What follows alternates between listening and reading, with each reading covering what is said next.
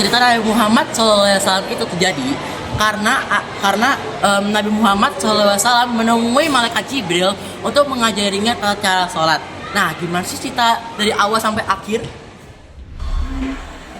Nabi Muhammad SAW sampai di Makkah sebelum fajar datang, dan dia melihat sekumpulan kafir Quraisy yang pernah dia melihat sebelum saat Isra Miraj.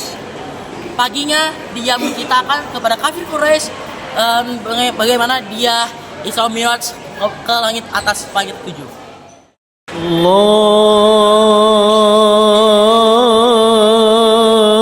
Udah azan. Salat yuk. Allahu Akbar, Allahu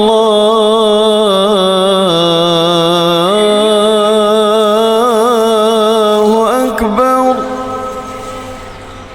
Ashhadu an la ilaha illallah.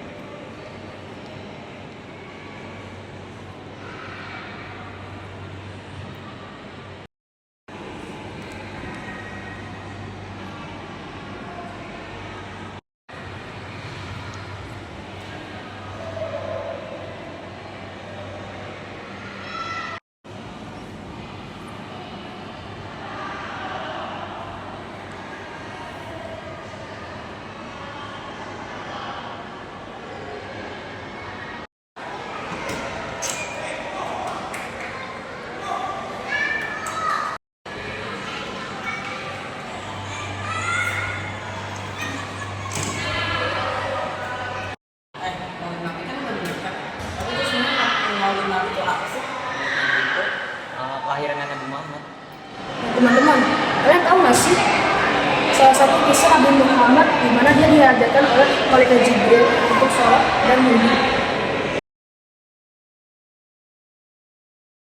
Setelah peristiwa Isra Miraj yang luar biasa, di mana Nabi Muhammad melakukan perjalanan dari Mekah, Yerusalem, dan kemudian diangkat ke langit dalam semalam, orang-orang kafir Quraisy tidak mempercayai kisah tersebut. Mereka melihatnya sebagai kesempatan untuk memutarbalikkan fakta dan menggoyahkan keimanan para pengikut Nabi. Dengan keyakinan bahwa mereka akan berhasil, mereka mendatangi sahabat terdekat Nabi, yaitu Abu Bakar. Mereka bertanya, apakah kamu percaya Muhammad mengklaim bahwa ia telah pergi ke Baitul Maqdis dan diangkat ke langit dalam satu malam? Tanpa ragu sedikit pun, Abu Bakar menjawab dengan keyakinan yang teguh. Ia menyatakan bahwa jika memang Nabi Muhammad yang mengatakan hal itu, maka berita tersebut pasti benar adanya. Ia menjelaskan alasannya dengan sangat logis. Aku mempercayai berita dari langit yang turun kepadanya. Jadi mengapa aku tidak akan mempercayai perjalanannya ke Baitul Maqdis? Jawaban dari Abu Bakar ini tidak hanya membungkam kaum kafir, tetapi juga menunjukkan kekuatan imannya yang luar biasa atas keteguhan dan keyakinannya.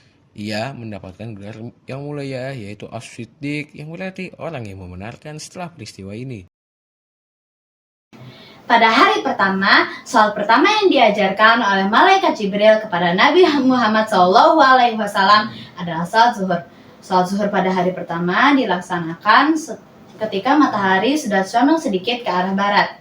Pada waktu asar, malaikat Jibril kembali turun untuk mengingatkan Nabi Muhammad untuk segera melaksanakan salat asar.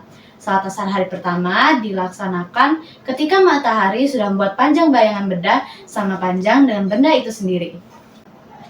Pada maghrib hari pertama, malaikat Jibril turun lagi untuk memberitahukan Nabi Muhammad untuk segera melaksanakan salat maghrib. Salat maghrib hari pertama dilaksanakan ketika matahari sudah sepenuhnya tenggelam dari langit. Kemudian datanglah waktu Isya. Malaikat Jibril turun lagi untuk mengingatkan Nabi Muhammad untuk segera melaksanakan salat Isya. Salat Isya pada hari pertama dilaksanakan ketika semua warna kemerah-merahan dari sinar matahari sudah hilang sepenuhnya dari ufuk langit.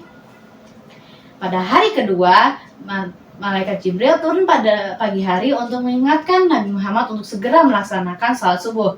Salat subuh hari kedua dilaksanakan tepat setelah fajar terbit. Pada pagi hari kedua, malaikat Jibril turun untuk memberitahukan Nabi Muhammad sudah waktunya untuk melaksanakan salat subuh. Salat subuh pada hari kedua dilaksanakan tepat setelah fajar terbit. Pada zuhur hari kedua, malaikat Jibril turun lagi untuk mengingatkan Nabi Muhammad untuk segera melaksanakan salat zuhur. Pada hari kedua, salat zuhur dilaksanakan ketika matahari sudah membuat panjang bayangan sebuah benda sama panjang dengan benda itu sendiri. Sebelum matahari berada di atas kepala, Nabi Muhammad pergi ke sebuah gunung di Mekah, yang dimana beliau didatangi oleh malaikat Jibril yang menjelma dalam sosok manusia. Di sana, Nabi Muhammad diajarkan oleh malaikat Jibril bagaimana cara berwudu dan sholat agar pengikutnya dapat diajarkan oleh beliau. Pada hari kedua, waktu asar, panjang bayangan 2 kali lebih panjang daripada benda itu. Saat maghrib, waktu masih sama dengan hari sebelumnya, di saat matahari telah tenggelam. Saat Isya, Jibril datang dan mereka mengerjakan sholat Isya setelah larut malam. Esoknya, mereka mengerjakan sholat subuh saat matahari akan terbit. Setelah melaksanakan sholat wajib tanpa perbedaan waktu signifikan setelah 2 hari berturut-turut, Jibril memberitahu Nabi Muhammad tentang batasan waktu sholat. Ia berkata bahwa waktu sholat ialah waktu di antara sholatnya yang kemarin dan hari ini. Dalam hadis riwayat Muslim dikatakan bahwa waktu sholat zuhur jika matahari sudah tergelincir ke barat, ketika itu panjang bayangan sama dengan tinggi seseorang selama belum masuk sholat asar. Waktu sholat asar adalah selama matahari belum menguning. Waktu sholat maghrib adalah selama belum hilang cahaya merah pada ufuk barat. Waktu sholat isya adalah sampai pertengahan malam. Waktu sholat subuh adalah dari terbit fajar selama belum terbit matahari. Setelah Nabi Muhammad hijrah ke Madinah, terjadi beberapa perubahan rakaat. Salat zuhur, asar, dan isya dari 2 rakaat menjadi 4 rakaat. Dan salat subuh tetap sama dan salat maghrib 3 rakaat. Hikmah yang dapat kita ambil dari kisah ini yaitu pertama, hendaknya kita membenarkan peristiwa Isra Mi'raj. Kenapa? Karena ini merupakan sesuatu hal yang wajib kita imani. Jangan sampai mengingkarinya seperti orang-orang kafir. Yang kedua adalah Allah SWT sangat menyukai sholat. Kenapa?